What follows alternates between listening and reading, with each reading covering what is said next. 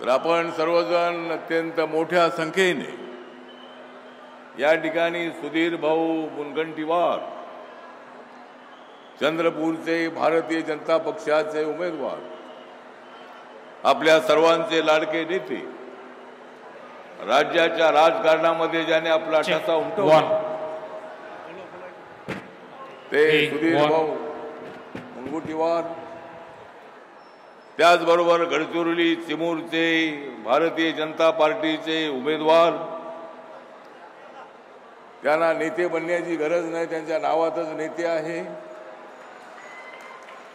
ते अशोक नेते, या दोघांच्या प्रचाराच्या निमित्ताने आदरणीय प्रधानमंत्री नरेंद्र मोदीजी थोड्याच वेळामध्ये या ठिकाणी येणार आहे.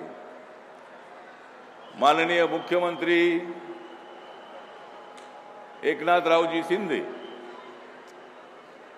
जे कधीच राहिले नाहीत कुणाचे मिंदे म्हणून या ठिकाणी आलेले आहेत. एकनाथ शिंदे, एकनाथ शिंदे धाडसी माणूस, 40+ 10 आमदारांना घेऊन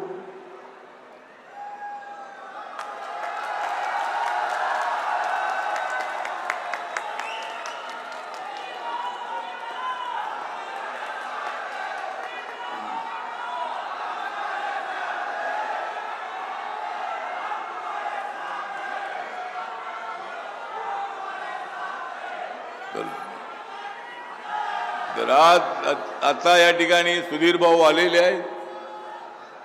आपण सर्वांनी जय भीम, जय भारत, जय महाराष्ट्राचं गीत गाऊ.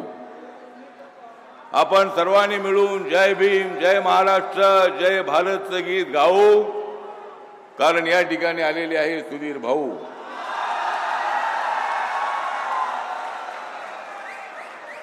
आपल्या सर्वांचे लाडके नेते आलेले आहेत. थोड्याच वेळामध्ये आदरणीय प्रधानमंत्री नरेंद्र मोदी या ठिकाणी येणार आहेत. मुख्यमंत्री साहेब या मंचकावर आलेले आहेत.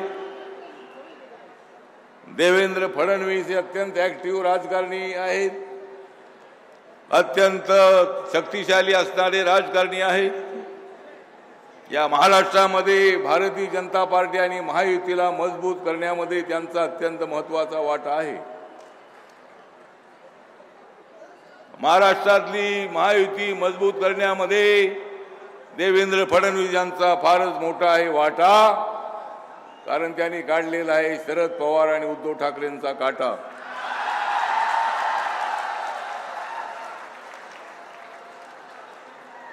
त्यांनी अत्यंत चांगलं काम त्यांनी करण्यापेक्षा हेच लोक आमच्यासोबत आले. तिकडे राहून का उपयोग नव्हता. मी पूर्वी तिकडे होतो, पण तिकडे राहून उपयोग काय नव्हता. नरेंद्र मोदींचं नेतृत्व हे विकासाच्या दिशेने पुढे जाणार आहे. ज्या ज्या वेळेला मी येतो चंद्रपूरमध्ये, त्यावेळेला माझ्या आठवणीमध्ये येतं सफल झालेलं चंद्रयान. ज्या ज्या वेळेला मी चंद्रपूरमध्ये येतो त्यावेळेला माझ्या आठवणीमध्ये येतं सफल झालेलं चंद्रयान.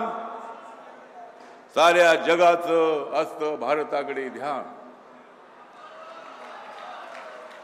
या देशाची 140 करोड जनता आहे नरेंद्र मोदीजीची फॅन. 140 कोटी जनता आहे नरेंद्र मोदीजींची फॅन.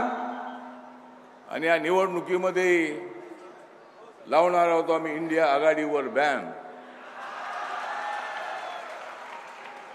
इंडिया आघाडीवाले रोज शिव्या देतात, द्या जेवढ्या शिव्या द्यायच्या तेवढ्या द्या, पण त्या शिव्याला उत्तरी जनता दिल्याशिवाय राहणार नाही. आम्ही 400 पारचा नारा दिलेला आहे. 400 पार आम्ही करणार आहोत. 400 पार. मग का होणार नाही काँग्रेसची हार. काँग्रेस पक्षाने 70 वर्ष सत्ता भोगली. सत्तेवरती राहिले, पण भ्रष्ट राजकारण करून करून या देशाला धुळीला मिळवण्याचं काम केलं.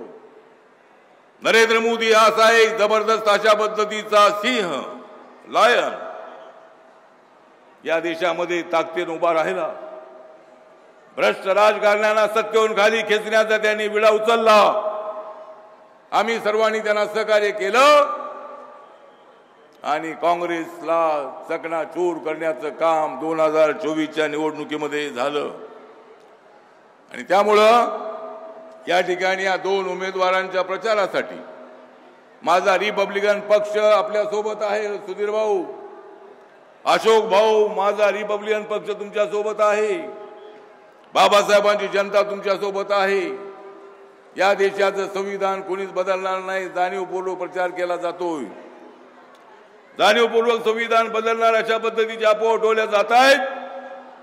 पण मी तुम्हाला सांगतो की नरेंद्र मोदीजी या देशाचं संविधान मजबूत करणारे नेते आहे। आणि त्यामुळं अशा अफवांवर विश्वास ठेवू नका। आणि महाराष्ट्रामध्ये 48 जागापैकी 45 प्लस म्हणजे 48 जागा निवडून आपण नरेंद्र मोदींना ताकद द्यायची आहे। ती ताकद आपण द्यावी अशा पद्धतीची अपेक्षा या प्रसंगी व्यक्त करतो। आणि आपण सगळेजण मोठ्या संख्येने या ठिकाणी आलात त्याबद्दल आपल्या सगळ्यांसाठी आभार व्यक्त करतो आणि माझे 2 शब्द संपवतो। जय भीम, जय भारत, जय महाराष्ट्र।